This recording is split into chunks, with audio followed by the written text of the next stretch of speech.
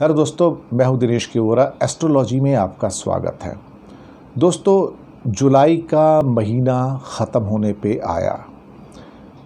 जुलाई के first week में मैंने भविष्यवाणी की थी कि आपको दरअसल इस महीने कुछ ना कुछ ऐसी घटनाएं दुनिया में होती मिलेंगी जो कि सांप्रदायिक घटनाएं भी हो सकती हैं, राजनीतिक दलों के बीच में बढ़ता हुआ विद्वेष भी होगा, गुस्सा भी होगा।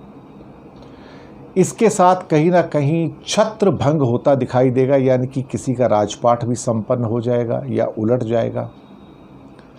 साथ ही सांप्रदायिक घटनाओं के साथ साथ अंतर्राष्ट्रीय जगत के अंदर जो टेंशन है वो भी आपको बढ़ती नज़र आएगी। और एक चीज़ मैंने और कही थी कि प्राकृतिक आपदाओं का समय आ रहा है। अब मैं आपको बताता हूं कि राहु और मंगल, इनकी जो युति है वो अपने आप में थोड़ी सी, जिसे कहा जाए कि खतरनाक सी नज़र आ रही है मुझे। विशेष रूप से जब भी राहु और मंगल एक साथ आते हैं तो कहीं ना कहीं उनका दंगल जो है वो शुरू हो जाता है। अभी लास्ट वीक में, ये अभी लास्ट वीक शुरू होने जा रहा है, समझो शुरू हो गया जुलाई का। यहाँ से लेके जो एक महीना होगा आपका अप्रॉक्सीमेटली, जब तक राहु वहाँ से निकलकर अभी मेष राशि में है और वो आगे नहीं चला जाता है दूसरे घर में, वृषभ के घर में, तब तक तो बड़ा मुश्किल है कि कुछ आपको राहत मिले। हो सकता है कि कुछ अचानक बड़ी घटनाएं घटें। बड़ी घटनाओं के अंदर प्राकृतिक आपदाएं विश्व में हो सकती हैं, और इसके बारे में मैंने पिछले महीने भी कहा था कि प्राकृतिक आपदाएं होंगी और ऐसी आपदाएं होंगी जिससे त्राहिमाम होगा। बाकी भी समाज में तनाव की घटनाएं घटेंगी।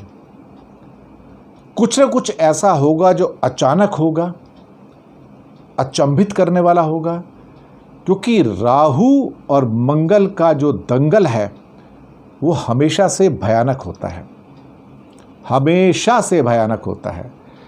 और ये वो बेसिकली वहाँ पर जो वीनस के नक्षत्र में रहेगा, ये शुक्र के नक्षत्र में ये रहेगा। मंगल जो है बाद में धीरे धीरे जो सब लॉर्ड में शुक्र के नक्षत्र में आ जाएगा, तो इसकी वजह से चीज़ें गलत होनी शुरू हो जाएंगी।